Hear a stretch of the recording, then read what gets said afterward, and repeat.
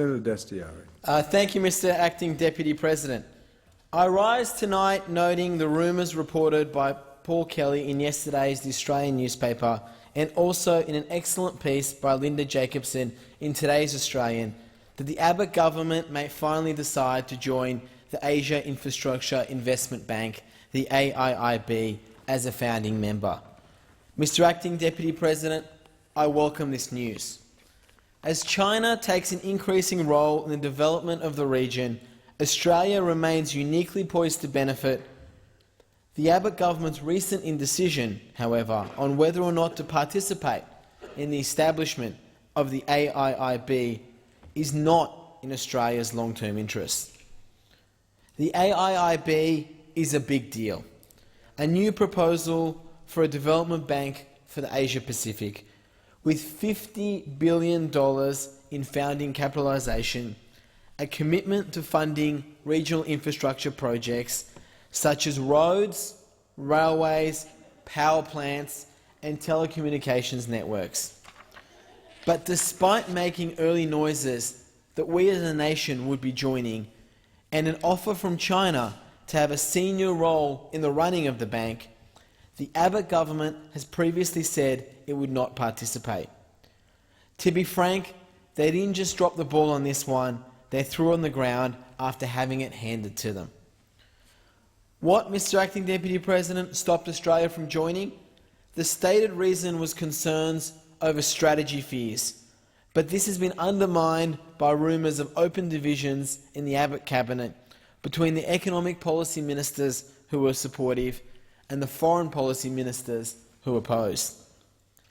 The AIIB already has widespread support in the region, with more than 24 other Asia-Pacific nations joining as founding members, and also a number of non-Asian nations, including Saudi Arabia and Tajikistan. Embarrassingly for both Australia and the Abbott government, New Zealand, under Prime Minister John Key, joined the AIIB as a, quote, prospective founding member in January this year. And we've just learnt that in the United Kingdom, Chancellor of the Exchequer, George Osborne, announced on the 12th of March that his government would also become a prospective founding member. Unfortunately for both New Zealand and for Australia, the announcement stated the UK is the first major Western country to seek to join the AIIB. That could have been us, Mr. Acting Deputy President. Further, Mr. Osborne's statement gets to the very heart of the matter, that, quote, the UK will join discussions later this month with other founding members to agree on the bank's prospective Articles of Agreement, setting out the governance and accountability arrangements that will underpin the AIIB's operating practices. In my view, Australia should not have been so hesitant to be part of the development of this new regional lender. And importantly, we should, indeed, we are right to offer to play a strong part in the governance and administration. Being involved from the beginning, as this institution grows, will ensure it is created to the standards that meet our expectations. We would be better served inside the tent, Mr. Acting Deputy President, than we would be served by being out of it. Many of you in this place will be well aware, however, that there are already 2 international finance institutions lending in this space.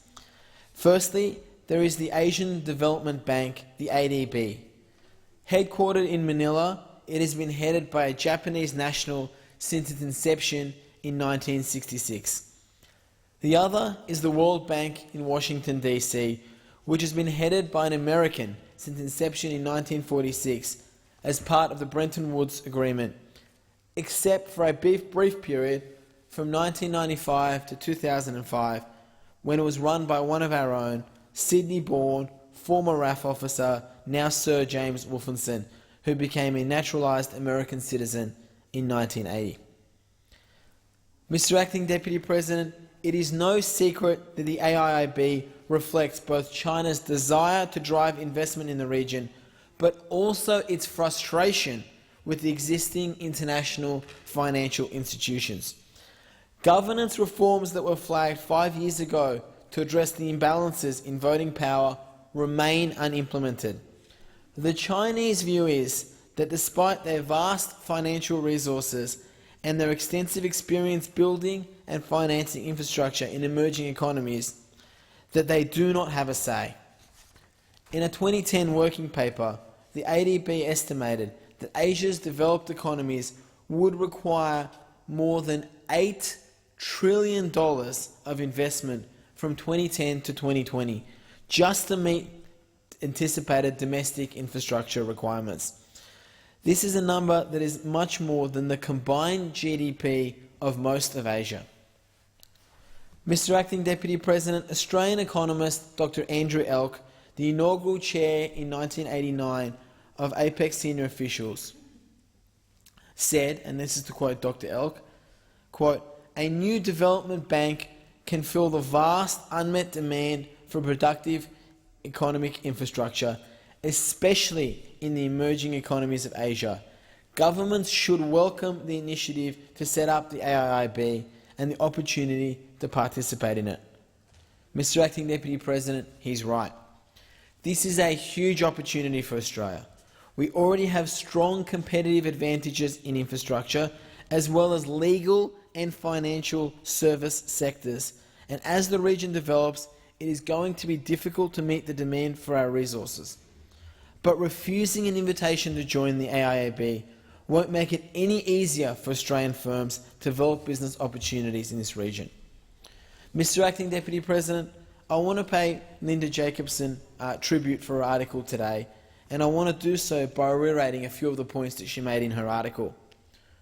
1. It is in Australia's national interest to participate in a major new development bank in this region. 2. Australia consistently has called on China to take on more responsibility in our region, and let's give Australia an opportunity to prove it. 3. She notes that there is growing perception in the region that Australia is doing the bidding of its friend, the United States. And to quote her, quote, "Why should the US have a say on this issue? This is," and I quote, "an opportunity for Washington to allow its allies to make independent decisions without American pressure. Australia should distance itself from this counterproductive policy." And fourthly, Mr. Acting Deputy President, as I've already noted, we cannot promote accountability and transparency inside the bank if we remain outside it. 5. If we do remain outside, we will have less influence. Should Beijing try to use the bank to coerce governments in need of infrastructure funding to support China's policies in the region. And 6, and this is an interesting and controversial point from Jakobson, the threat of leaving the bank is a stronger deterrent if, and I stress if, such a deterrent should ever need to be considered. Yes, the threat of leaving the bank is a stronger deterrent than the option of Australia joining the bank at some time in the future. Mr. Acting Deputy President, the 31st of March is the deadline for prospective founding members to join the Australia Infrastructure Investment Bank. Pakistan, India and Singapore were there from the start. Our friends from New Zealand have joined. Our British friends have now joined as well. The Financial Times is reporting that France, Germany and Italy have agreed, it appears, to be following Britain's lead. Xinhua News Agency says South Korea, Switzerland and Luxembourg are also considering joining. Mr. Acting Deputy President, we still have time. We should be signing up to this institution. Thank you, Senator Dastyari. Senator